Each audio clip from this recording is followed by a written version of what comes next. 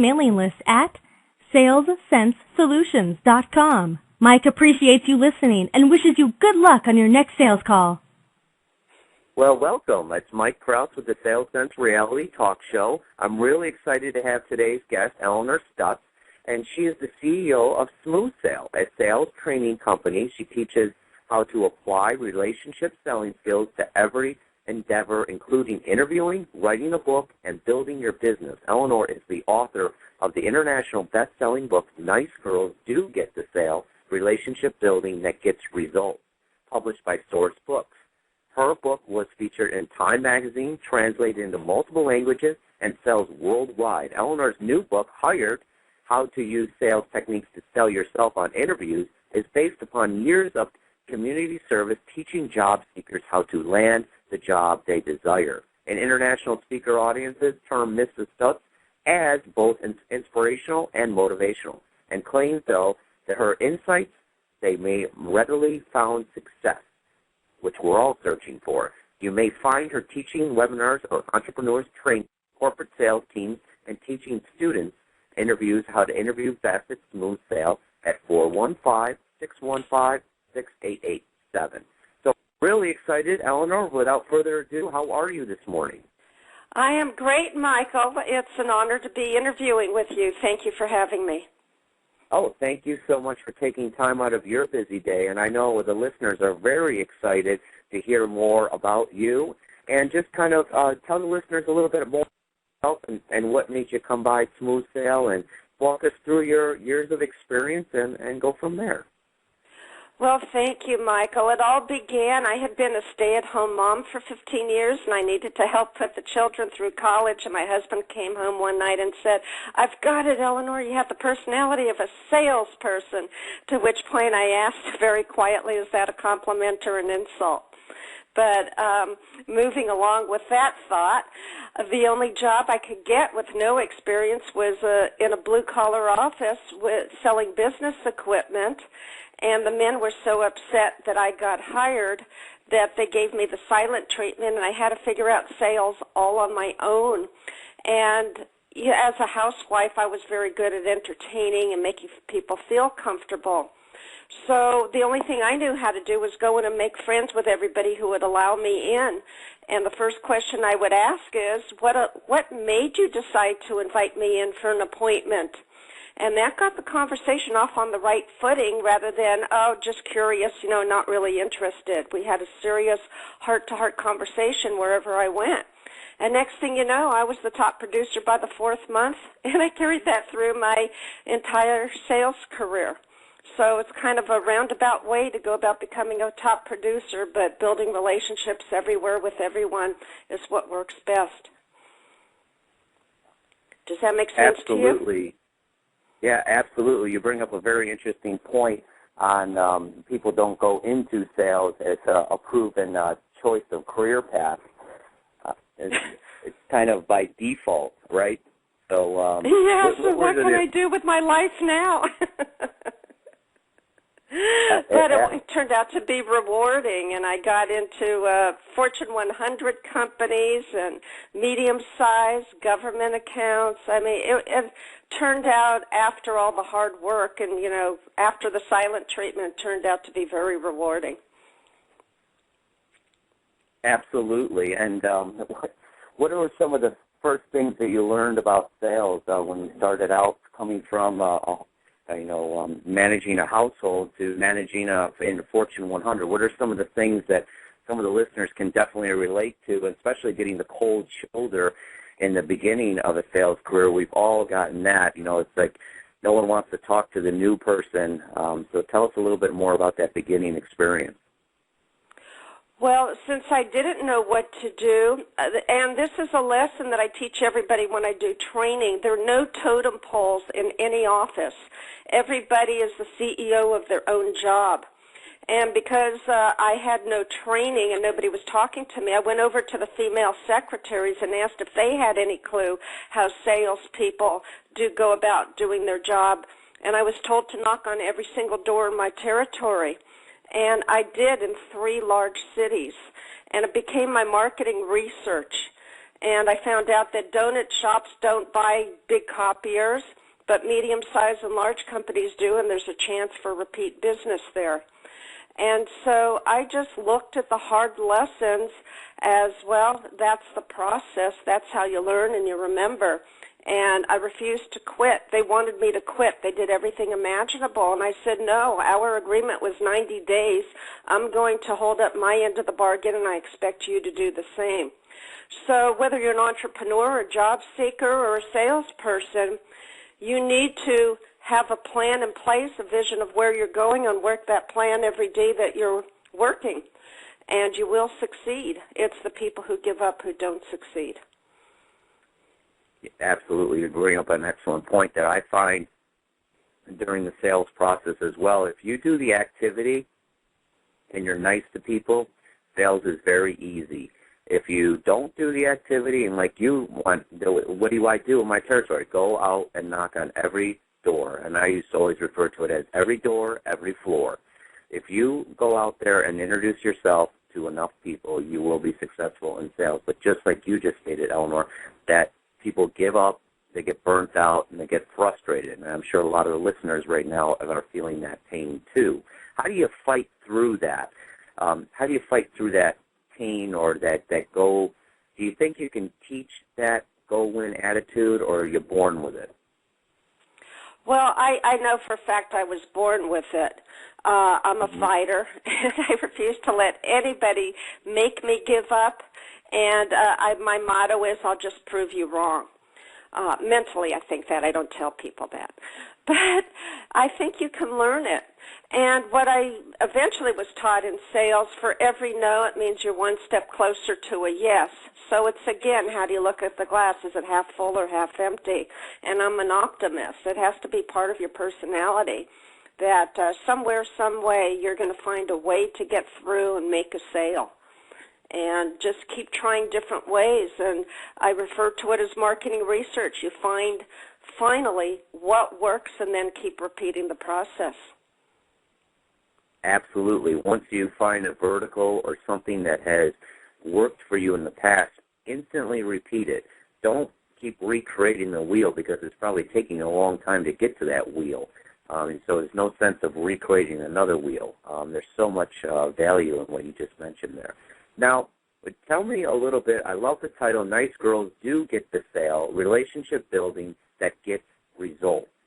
Tell me the motivation behind the book and what the listeners can get from, purchasing or reading through your book. Oh, thank you so much. This is actually a funny story. When I became an entrepreneur, I faced the same thing. I got one of two reactions when I introduced myself at events. The men would laugh at me and walk away when I said I was a sales trainer, and the women ran as quickly as they could to the exit door because they don't like the word sale or sell.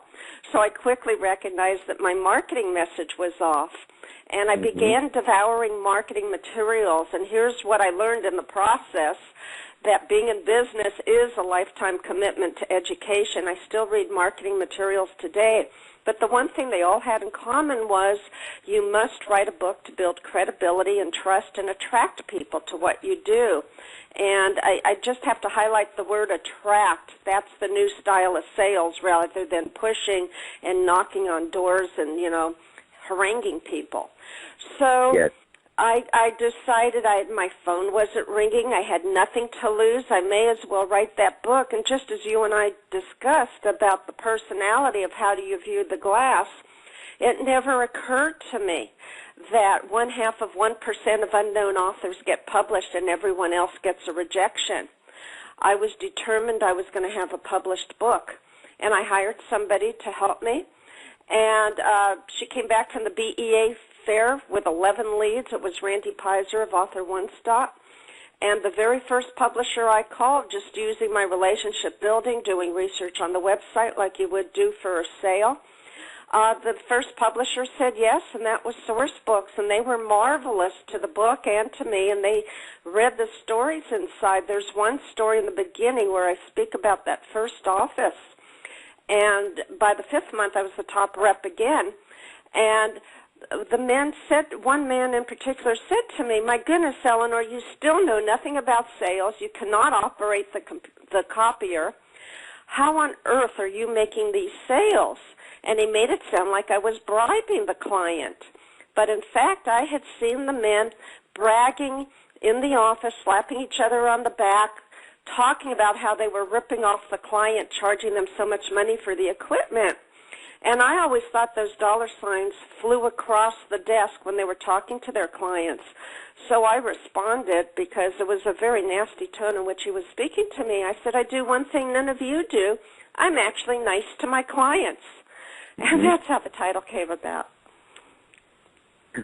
Yeah, absolutely. And as you and I know, Elinor, being professional sales or sales professionals, is that there is the word sale is a dirty word. It's not something that's looked at as highly. You know, they're like, uh-oh, I'm already on my guard. This person's going to take advantage of me. And I have totally done, it sounds like you have as well, just completely flipped the apple cart and said, you know, I'm not going to go down that line. I'm going to create value. I'm always going to create a great price, and I'm never going to take advantage of everyone. But you and I, as sales professionals, have to come over the trail that's blazed before us of all these people ripping people off and taking advantage of people. And it's kind of very frustrating, I look at it as, because I think sales is the best profession out there. I think it's you can make a very good living. You have flexibility, like you mentioned in the beginning. You can be an entrepreneur. What are some of your feedback? Do you agree with me on that point, or what are your thoughts on that? Oh, 100%. Nobody could believe that I was so different from everyone else. On holidays, I'd bring candy bars in for everybody, and then they would open up their little black books of carefully guarded secrets of phone numbers and give them to me willingly. They'd offer it to me. It was hard to get appointments where people were too busy. I'd offer to bring gourmet sandwiches in and have an appointment at their desk, and I'd say, "You'll save 2 hours meeting with me, plus you get a free lunch," and I'd make a joke, although we know there isn't a free lunch. And they'd have me come in. All the objections would fade away, but I would get to the heart of the matter, what people wanted, and speak to them as human beings rather than trying to sell things. And I'd say, you know, you may not need anything right now. I'd just like for you to put a face with a name so that when you do need something, you'll know who to call. And it was so laid back, unlike anybody else, that they always invited me in for the appointment. And today, as an entrepreneur, when I approach people, I don't say, "Let me sell my services to you." I say, "Why don't we have a chat and find ways in which we can help one another?" And that's so different. And people, you know, love the word help and working together. Collaboration's very popular now. I'm in a collaborative group. So competition is going by the wayside. I think it's a new world with the advent of social media and all else that's going on today. So I think the tide's changing, but I definitely had to fight the old model when I was in sales. That was back in the 90s. Yeah, absolutely. Do you see it changing? Oh, absolutely, and that's a perfect bridge for my next question, is social media. I know you're a big fan of it, and you're totally right, is that the marketplace is changing, so our old tactics and tools are not going to work in this new society. There is more collaboration. There's more sharing of information. There's more of an open source. And so how have you leveraged social media? And you have, 15,000 people following you. That's incredible. How have you leveraged social media? Yeah. Well, I have to say Twitter is my all-time favorite tool because I'm a very direct communicator and I don't use a lot of words. So 140 characters or less is just perfect for me. And I have to say that I was part of a online collaboration where they also taught social media, so that helped. And I highly advise people to find groups where they can learn about it. And it's incredible. On Twitter, just to give you an example, the results I got, I'll do the results first and then give tips. I have attracted the ability to be asked to speak at a couple of online conferences with no names, and an in-person one where Susie Orman headlined the convention. I can say I was on the same platform as Susie Orman, and I was asked to contribute to 6 other books because people found me on Twitter. So that's the attraction selling. And how do I do that? I was taught that 70 to 80% of the time you put out helpful tweets on your area of expertise, no links whatsoever. And the other 20 to 30% of the time you give a short tip with a link to wherever you want your visitor to visit. So, for instance, I would take a lot of tips from nice girls and then on occasion put a link to the book. Well, let me give you an example of what happened on that. It was shocking. I started following the Google hits on the title.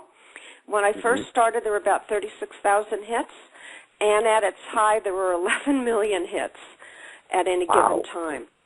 So now it's wavering around 2 million, a little bit under, because I'm doing many other links now, too. I learned that you should have all of your pages on your website show up occasionally. So mainly, remember I said, how can I help you? So you demonstrate how you can help people, and it starts attracting people to you. And then the other tenet I have, in fact I did a video on this, is the word yes. You have to make it very easy for your prospects and clients to say yes. So in Twitter, my identifier is @SmoothSale. And then if you want somebody to retweet you or me, it's RT space, and then it would be for me @SmoothSale. So I have to deduct 15 character spaces to make it easy for somebody. So I limit everything I do to 125 character spaces or less. And that makes it easy, and I do get a lot of retweets on that. Good. And as much personal communication back and forth as possible, and then invite them to join you on a group on Facebook so the friendships start building. Yeah, they do start building, and it's like anything else. It takes a long time to bring someone over to your business, and it's kind of they're hearing it. It's like a white cloud. They see the cloud, and then they see it coming, and then they get more involved in the cloud. That's the new consumer. There's so much ease of access to information out there that Twitter is a landscape that you can put out little tips and tricks every now and then people start liking what they hear, and then eventually they come over and ideally make a purchase or engage in some service. But the people back in the 80s and 90s selling that, here's my product, here's my service, I'm the best, that doesn't work anymore. It's a long sales cycle. And I've seen a lot of data that states that the average sales cycle is way over a year now because people start looking at you way outside the cloud. Have you heard the similar thing that it takes so long now for people to make a decision? Oh, absolutely, yes. And everything's so competitive today, and people wonder, well, do I really need a salesperson where I know the added price of service is in there versus getting something online and maybe the product's disposable and I can replace it every couple years and don't need to pay the extra money. A lot of factors go into it. And, yes, the decision-making process is a whole lot longer than it used to be. No question about that. I want to jump into your new book, Hired, How to Use Sales Techniques to Sell Yourself on Interviews. And I'm 100% on board on this. I've done some personal coaching, and I've interviewed a lot of salespeople, and I've been on a lot of interviews. And I think that's the one gap that people forget. You do have to sell yourself pretty hard in an interview now because that's very, very competitive now. I don't know the recent unemployment, but let's just say it's 9-10%. There's a lot of competition and a lot of good candidates. You really got to be buttoned up before you go into these interviews. So tell us a little bit more about Hired and what the listeners can get out of the book. I'll be very happy to, Mike. Thank you. Yes, it was based on years of community service, helping job seekers find the job they desired, and I received many, many notes of gratitude that the sales skills work. Of course, I knew they would. But I started thinking about it. It's the exact same process as making a sale. before you go into an interview or a sale, you need to know about the company, you need to know the business news and how the business news is affecting the position and the company that you're targeting. You have to know about the industry. And my suggestion is to use vertical marketing, which means if you have a really important interview and you're dying for that job, try to set up some informational interviews at competing companies so you get more of an insight on what the industry is about. And then when you get in on this very important interview, you can ask some really important questions to show insight that you've done your homework. And my one comment is most people interview like victims in that they just answer questions. It's a one-way conversation. And they just think about themselves and the bills that have piled up and how badly they need the job, and they're not outgoing or upbeat. And you have to be, no matter what, you've got to have a smile on your face, be a little more extroverted, whether it's in your personality or not, and ask questions of the interviewer. It has to be a two-way street, and there are questions you need to know. You need to know whether you're going to enjoy waking up Monday morning and going to work. Otherwise, you're going to find yourself doing the same process a couple months later, and that's the last thing you probably want to do. So it's the book takes the reader from the moment they get the invitation to interview, all the things that go through your mind, how to build your brand of integrity, trust, and confidence, just as it is for a sale, and then the research you need to do, the specific questions you must ask on the interview, and I even include some non-negotiation, negotiation tactics. Just like sales and selling, people don't like those words. They don't like the word negotiation either. Men like it better than women. Women really frown upon that.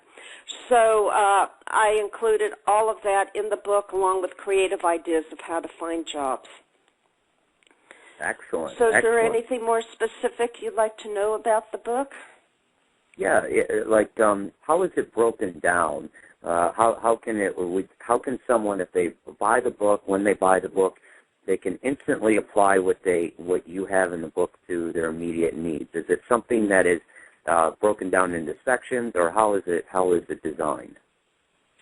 Yes, the publisher was very clear. Since I'm saying how to sell yourself on interviews, they had the chapters of the book follow the sales cycle. So just to be very clear for the reader, I have a little section up front called Salesology, explaining some of the everyday words like prospect.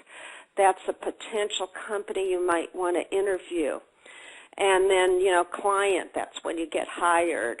And different steps of the selling process. And so each chapter relates to the next step in the sales cycle.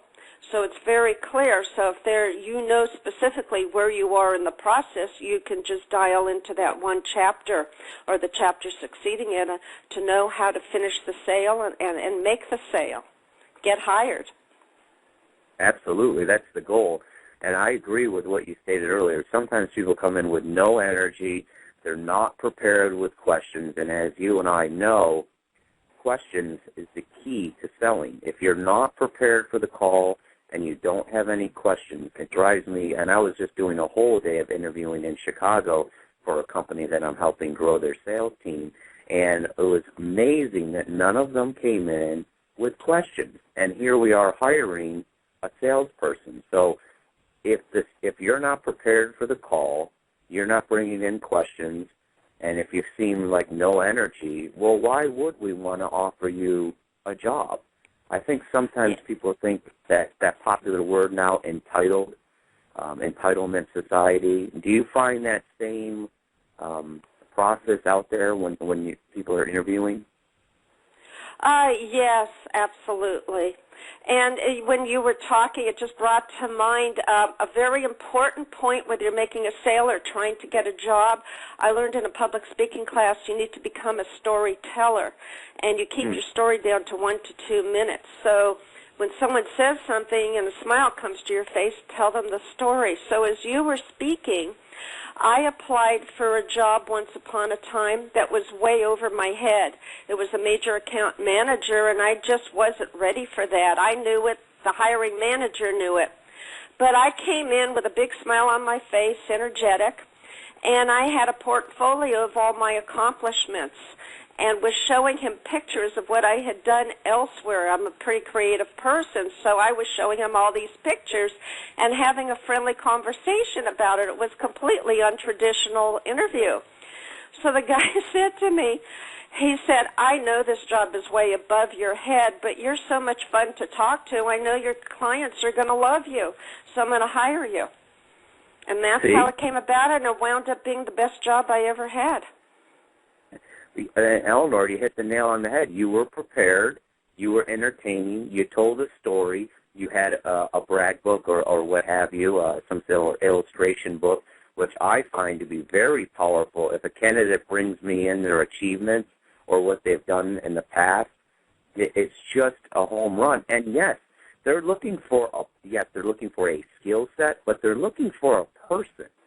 You know, if they can mold the person and teach you the necessary skills, if you're friendly, prepared, prompt, you're proud of your achievements, and you won. It's a perfect story. And I love that you said, I told a story. I'm always telling people, tell a story. It's just like kindergarten. Show and tell. Tell a little story.